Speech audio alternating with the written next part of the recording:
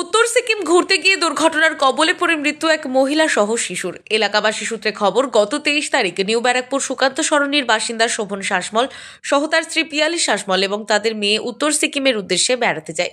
গত 28 তারিখ সারাদিনের ভ্রমণের পর জুলুক থেকে গ্যাংটকে হোটেলে ফেরার পথে পথ দুর্ঘটনার কবলে পড়েন শাসমল দম্পতি এবং তাদের 2 বছর 8 মাসের কন্যা। দুর্ঘটনায় প্রাণ হারান পিয়ালি দাশগুপ্ত এবং তার কন্যা শ্রেণিকা, এবং শোভন গুরুতর আহত হন। এটা খুবই ফ্র্যাকশন অফ সেকেন্ডের একটা ব্যাপার ছিল। মানে গাড়িটা তখন বাঁক নিচ্ছিল আর কি। আচ্ছা। আমাদের হোমস্টের রাস্তাটা খুব কাছেই ছিল। গাড়ির স্পিডও এমন কিছু ছিল না ওই সময়, কেননা আমরা একদম হোমস্টের কাছেই পৌঁছে এসেছিলাম। আমরা দু একটা সাইট সিন করলাম, মনেস্ট্রির সামনে দাঁড়ালাম, একদম কাছেই পৌঁছে গেছিলাম।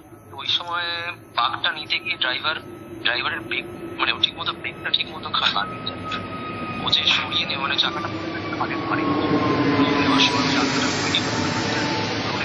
রাস্তা আছে, একটা রাস্তার কন্ডিশন ভালো, আরেকটা রাস্তার কন্ডিশন ভালো না। তো যেটার ভালো রাস্তা ওটা আমরা দেরি করে বেরিয়েছিলাম বলে ওই রাস্তাটা বন্ধ হয়ে যায়। আচ্ছা। ওই জন্য আমাদের খারাপ রাস্তা দিয়ে আসতে হয়েছে, মানে যে রাস্তাটা সবেমাত্র তৈরি হচ্ছিল বেসিক্যালি। তো রাস্তা কি খারাপ থাকার কারণেই কি দুর্ঘটনা হলো, নাকি চালকের কোনো ভুল ছিল? দেখুন, চালকের প্রবলেম ছিল বলতে জানি না। দেখুন, ও ড্রিঙ্ক করেছিল কি করেনি মোস্ট প্রবাবলি, ঠিক আছে, কারণ আমি হয়তো বলতে পারবো না বিষয়টা। কিন্তু আরেকটা সমস্যা হচ্ছে বয়স খুবই অল্প। আমার দেখে প্রথম দিন দেখেই মনে হয়েছিল ওর অতটা এক্সপিরিয়েন্স নেই, ঠিক আছে, বয়স খুবই অল্প। মানে এত অল্প বয়সী ছেলেকে দিয়ে গাড়ি চালানো, মানে it's too much high risk. মানে আজকে যে আমি যা হারালাম আমি তো ফিরে পাবো না কোনো। আচ্ছা, ঠিক আছে। আজকে সবাই হোমস্টের লোকেরা বিজনেস করছে, কিন্তু বিজনেস করার আগে এটা ভাবা উচিত যে কাকে আমরা ড্রাইভিং এর জন্য পাঠাচ্ছি বা কি করছি। তো বর্তমানে আপনার স্ত্রী এবং যিনি সন্তান রয়েছে তাকে কোথায় রাখা হয়েছে, কিছু খবর আছে আপনার কাছে? তাদেরকে এখানেই রাখা হয়েছে, এই হসপিটালেই রাখা হয়েছে। ঠিক আছে। পোস্টমর্টেম হয় না। ওকে। আমার শারীরিক অবস্থা বলতে আমার রাইট লেগটা পুরোপুরি ফ্র্যাকচার হয়েছে, আর ওটা আমি নাড়াতে পারছি না। আর আমার হচ্ছে লেফট সাইডের যে আমার লেফটের যে কাঁধটা, শোল্ডারটা আছে, শোল্ডারের হাড়টা ভেঙে গেছে, মানে ওটা ইনজিওর্ড আর কি। বর্তমানে শোভন সহ গাড়ির চালক গ্যাংটক হাসপাতালে চিকিৎসাধীন এবং তার স্ত্রী এবং মেয়ের দেহ হাসপাতাল মর্গে রয়েছে বলেই জানাচ্ছে এলাকাবাসী। শাসমল দম্পতির এই পথ দুর্ঘটনার সংবাদ পেতেই শোকের ছায়া নেমে এসেছে তার পরিবার সহ প্রতিবেশীদের মধ্যে।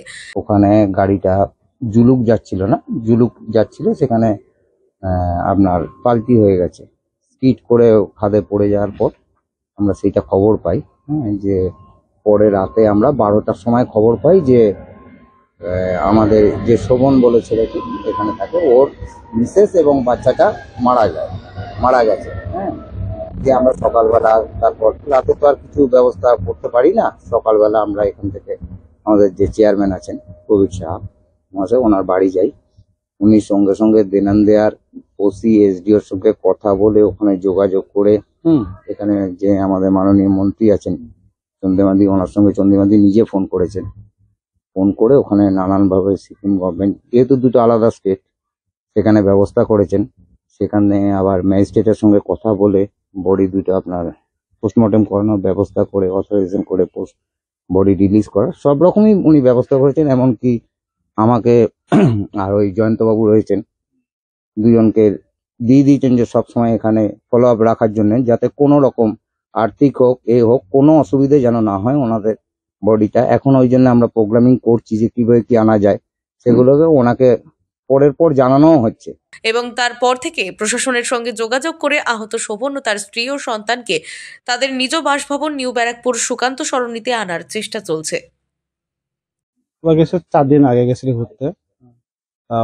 ও সেদিনকে আমাকে জানালো যে ভাই আমি তো ওই ভোটার কার্ডটা আনতে ভুলে গেছি, তাদের ভোটার কার্ডের ছবিটা পাঠিয়ে দে।